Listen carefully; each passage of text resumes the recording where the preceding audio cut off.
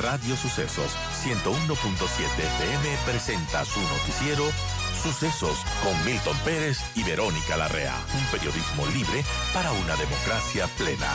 Los hechos y las opiniones de los sucesos que marcan nuestro tiempo.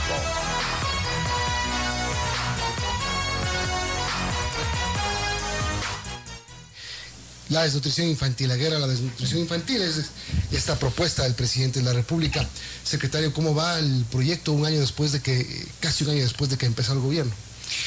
Bueno, primero que nada, muy buenos días. Muchas gracias por el espacio para poder conversar con la ciudadanía y con ustedes respecto a los avances en estos primeros meses del gobierno del encuentro. Sí, efectivamente, lo primero que se hizo desde el inicio fue poner la casa en orden. Eso era muy importante para poder trabajar en esta causa nacional de combate a la desnutrición crónica infantil, considerando que no existía previamente, por ejemplo, un presupuesto. No teníamos un presupuesto asignado para combatir la desnutrición crónica infantil. Eso iba a preguntar, ¿qué casa pusieron en orden si no había casa? Bueno, había que construir a veces desde las bases y en muchos casos, bueno, y hay que ser muy honestos en algunas cosas. Existía una estrategia.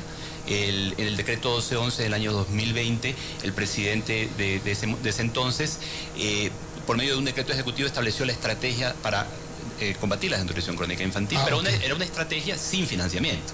Pero había un lineamiento. Había ya un lineamiento. ¿Ustedes lo tomaron? Y nosotros no teníamos por qué inventar todo de cero. Eso es una mala costumbre de gobiernos anteriores. Nosotros trabajamos en base a lo que ya existía. Habían algunos avances que estaban todavía en planes, en ideas, que nosotros fuimos poniendo aterrizando, y de ahí es que nace el Plan Estratégico Intersectorial Ecuador Crece Sin Desnutrición, que es el plan que ejecuta esa gran estrategia, ¿no? Entonces, en este tema de poner la casa en orden, como por ejemplo hubo que hacer con el tema de la vacunación, que era importante para poder reactivarnos, había que sanear la economía, generar un marco para fomentar la inversión, que luego también permita crear empleo. Todo eso que se hizo a nivel nacional también lo hicimos desde la Secretaría. Desarrollamos este plan estratégico intersectorial y lo comenzamos a ejecutar. Por ejemplo, desde el año anterior ya tenemos establecidas 216 mesas técnicas en territorio, en cada uno de los cantones, o sea, en 216 de los 221 cantones del país tenemos mesas técnicas en las cuales estamos trabajando con un representante de cada ministerio de salud, MIES, educación, agricultura, registro civil, la Secretaría Técnica obviamente, y adicionalmente el GAT cantonal. Esto es muy importante porque en la experiencia internacional, cuando uno trabaja desde el territorio, tiene mucho más posibilidades de poder lograr ese objetivo de reducir la desnutrición crónica versus lo que existía antes, que se trabajaba solo desde el escritorio y se trataba de establecer una política pública sin considerar la realidad territorial. Ahora, ¿estas mesas qué están haciendo? Bueno, las mesas desde el año anterior están trabajando en un plan definieron un plan de acción para trabajar durante el año 2022. Esas mesas ya están trabajando y tienen un propósito. Lo primero que hacen es identificar las necesidades de la zona, del territorio, de la localidad, y se establece un plan para el año completo con indicadores y metas específicas de entrega del paquete priorizado. El paquete priorizado es un conjunto de bienes y servicios que están establecidos en este decreto, el 1211, donde, por ejemplo, el Ministerio de Salud tiene la obligación legal de entregar algunas prestaciones a las madres durante el embarazo, a los niños una vez que nacen. Eso incluye también el trabajo que tiene que hacer el registro civil de asegurar que todos los niños y niñas sean inscritos lo más temprano posible apenas nacen. La promoción de buenos hábitos alimenticios, nutricionales, los hábitos de la lactancia materna, que se ha perdido mucho lamentablemente y que tenemos que nuevamente promocionarla.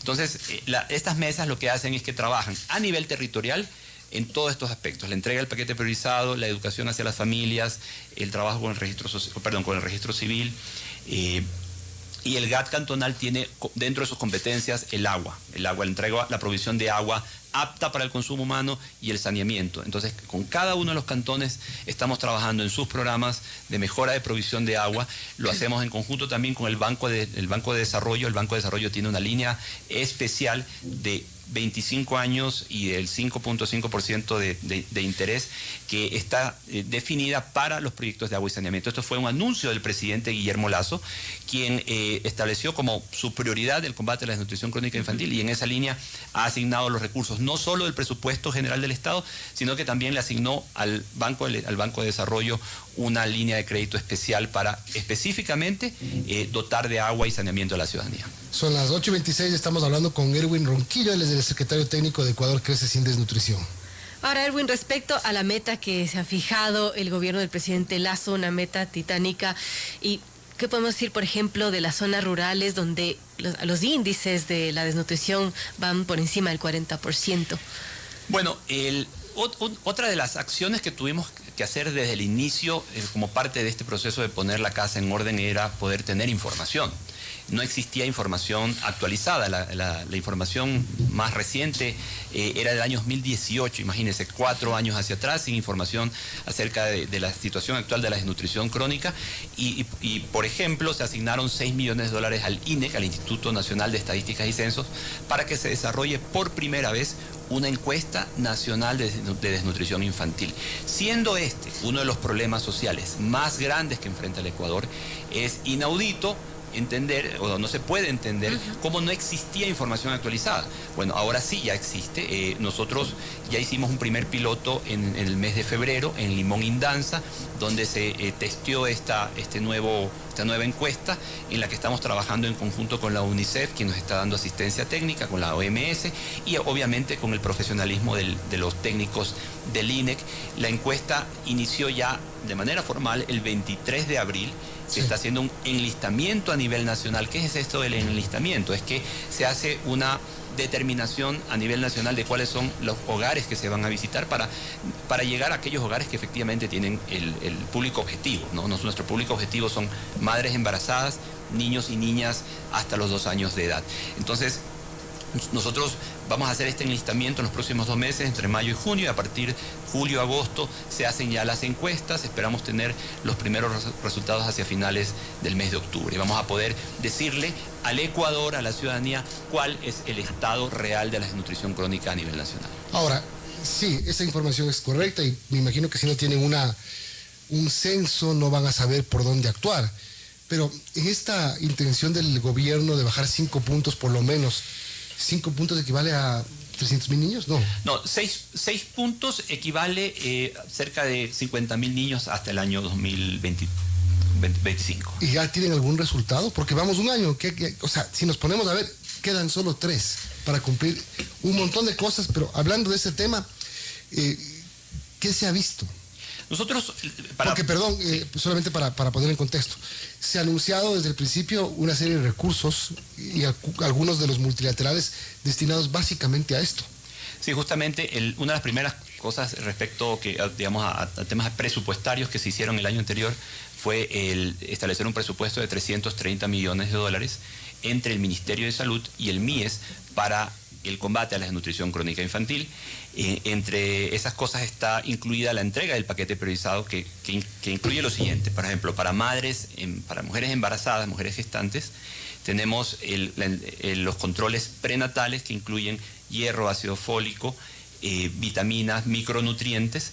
Y luego, una vez que el niño nace, los controles del niño sano, que también incluyen micronutrientes y hierro para los niños. El tema de la vacunación pediátrica, que fue descuidada en los últimos 2 años debido al COVID.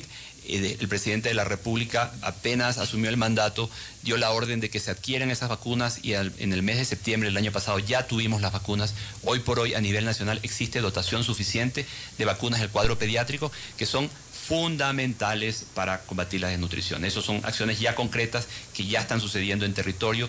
Para que tengamos una idea, hemos atendido hasta el momento 260.000 mujeres a nivel nacional, entregándoles el paquete priorizado, y 366.000 niños. Esos son los datos con los que actualmente ya podemos presentar a la ciudadanía los avances en este proceso. Ahora, la medición de la desnutrición se va a ver con esta encuesta. Entonces vamos a tener la primera línea base hacia el mes de octubre y año a año vamos a poder tener una medición no solo a nivel nacional, sino también a nivel provincial y cantonal, y ahí vamos a poder ir viendo cómo estamos realmente impactándole a este índice. Ahora, ¿y cómo lograr atención según la encuesta nacional de salud y nutrición? Hay 5 provincias que son las más críticas con los niveles más altos de desnutrición en menores de 5 años, de desnutrición crónica, ¿no? Chimborazo, Bolívar, Santa Elena, Pastaza y Morona, Santiago. ¿Cómo llegar, digamos, la encuesta va a decir unas cosas más específicas, pero la encuesta que ya se hizo de NASUT ya nos arroja algunos resultados. Y obviamente siempre las zonas rurales son las más complicadas, ¿no? Sí, justamente la desnutrición crónica tiene rostro indígena y y está en la ruralidad. Ese es, si quisiéramos describirla así, podríamos definir la desnutrición crónica, pero a veces eso... Claro, tiene rostro indígena, pero solamente le preciso el dato, ¿no? De menores de 5 años. Curiosamente, la provincia con mayor desnutrición crónica infantil no es indígena, es la provincia de Santa Elena, 36,40%. La desnutrición crónica se mide en 2 ámbitos, digamos, en 2 niveles, hasta los 2 años y hasta los 5 años. Efectivamente, hasta los 2 años está la provincia de Santa Elena y hasta los 5 años están en el centro del país, la provincia de Tungurahua. Entonces, la estrategia que nosotros estamos implementando establece una priorización de cantones. Estamos priorizando 90 cantones de los 221, justamente en aquellas provincias que usted acaba de mencionar. Y ahí es donde estamos asegurando que estos servicios no falten. Esa es, digamos, una de las primeras acciones, poder enfocar la política pública en aquellos lugares donde más se necesita. De ahí es que, por ejemplo, en la provincia de Santa Elena, en la provincia de Chimborazo, en la provincia de Bolívar, estamos trabajando con esas mesas técnicas y estamos trabajando también con las alcaldías en proyectos de agua y saneamiento. Claro, las 2 provincias más afectadas por la desnutrición de menos de 5 años son básicamente esas, ¿no? Santa Elena y Bolívar. Así es, y son aquellas provincias que tienen mayores también deficiencias de acceso a agua y saneamiento. La provincia de Santa Elena, ahora, recientemente están trabajando en un proyecto de dotación de agua a nivel provincial y hacia el próximo año, hacia finales de este año, van a tener cubierta gran parte de la provincia, pero eso es digamos, uno de los temas que más ha impactado en estas provincias es la falta de acceso a agua. No existe agua potable, no existe ni siquiera agua entubada, y es ahí donde tenemos que enfocar los servicios, la atención con los GATS. Por otro lado, el gobierno tiene la obligación de entregar las prestaciones de salud y de protección social. Ahora, Erwin, ¿qué nos dice, por ejemplo, de también educar a las madres, a las futuras madres, sobre la importancia de la nutrición adecuada? Porque también entiendo se van a dar charlas, capacitaciones a esas mujeres embarazadas. Sí, nosotros vamos a arrancar en las próximas semanas, esto ya hablamos del mes de junio, vamos a salir a territorio en conjunto con las universidades. Estamos haciendo contratos con las universidades, con 3 universidades a nivel nacional, para visitar 728 parroquias en 195 cantones de las 23 provincias del Ecuador continental. Vamos a llegar a 330.000 hogares durante este año. ¿Y qué vamos a hacer? Vamos a primero asegurarnos que esos hogares a los que visitamos estén recibiendo las atenciones de las que les acabo de mencionar, tanto de salud como de protección social, y quienes no le estén recibiendo vamos a hacer una derivación inmediata a los servicios de salud o del MIES.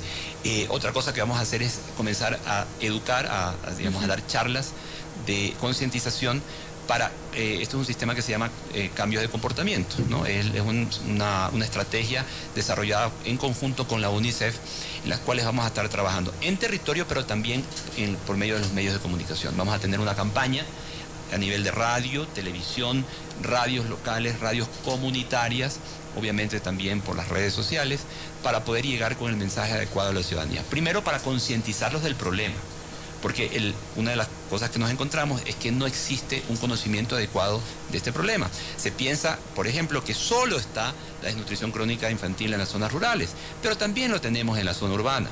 De hecho... solamente del dato que veíamos del ENASUD es zona urbana en menos de 5 años, zona urbana 20%, zona rural 28%. Es decir, 8 puntos de diferencia, es decir, es bastante alta la desnutrición infantil en las zonas urbanas. Por supuesto, y le voy a dar un dato adicional. En el estrato más rico del Ecuador existe un 20% de desnutrición. ¿Eso cómo se explica? Falta de cultura o una cultura incorrecta de nutrición, un desconocimiento y de pensar que este es un problema que no está en mi casa, y efectivamente uno de cada 5 niños yo lo digo a veces de esta manera, en el norte de Quito, en el norte de Guayaquil, donde no existe ni falta de servicios, ni falta de recursos, ni capacidad adquisitiva para comprar alimentos, existe desnutrición. Eso, por un lado, ratifica que esto no es un problema de falta de alimentos, que esto es un tema más bien, o sea, que tiene un gran componente cultural y de desconocimiento. Uno de los aspectos más importantes para evitar que un niño padezca desnutrición crónica infantil es la lactancia materna. Y la lactancia lamentablemente ha sido muy descuidada en los últimos años. Es que creo que para entender bien el problema hay que partir de que la desnutrición no se cura dándoles de comer a los niños. La desnutrición se cura con una buena nutrición. El índice de malnutrición en el Ecuador es altísimo. Aquí tengo un dato que dice el 4,3% del PIB en términos de costos de salud, educación, cuidado y pérdida de productividad. Comer bien, alimentarse bien, nutrirse bien. Aquí tengo otro dato que dice las frutas en el Ecuador no representan más que el 16% del total de los productos alimenticios consumidos por las personas más pobres, frente al 27% en el caso de los hogares más ricos. El consumo nacional medio de frutas y hortalizas, 183 gramos al día por cada persona, mucho menor a los 400 gramos que se recomiendan en estándares internacionales. O sea, solamente con estos 2 ejemplos quiero decir que aquí curar la desnutrición no significa llevar comida. Así es, esa es una muy buena puntualización.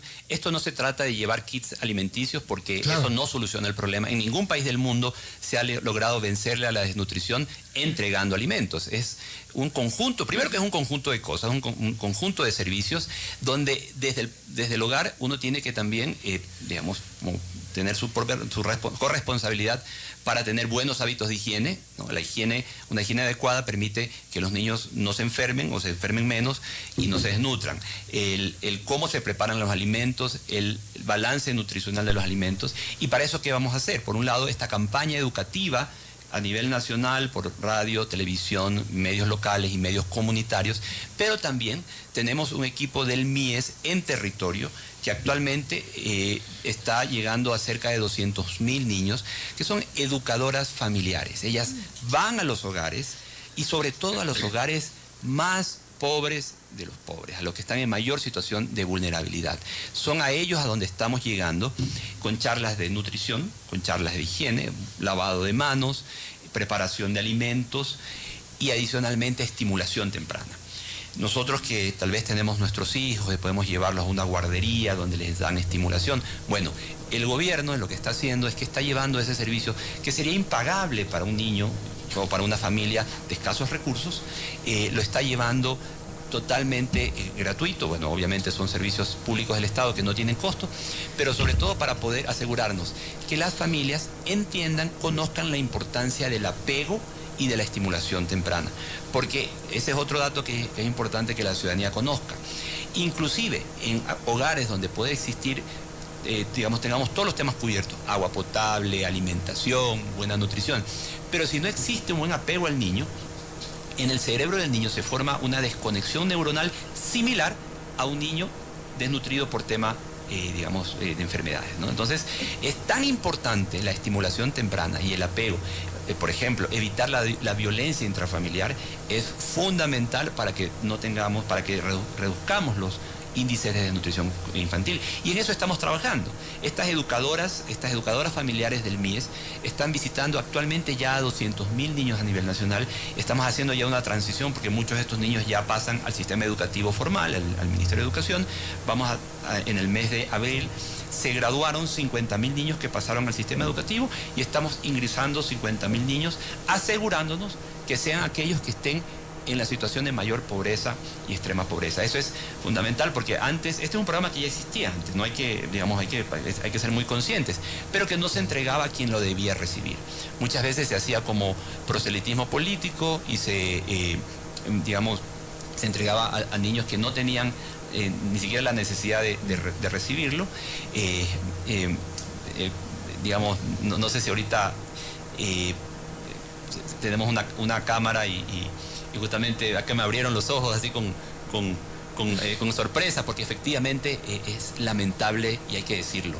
Estos servicios de atención infantil, de desarrollo infantil, no son nuevos, ya existían. Lo que estamos haciendo nosotros es reenfocarlos y darles el uso adecuado, porque antes se utilizaban como arma o como para beneficio político.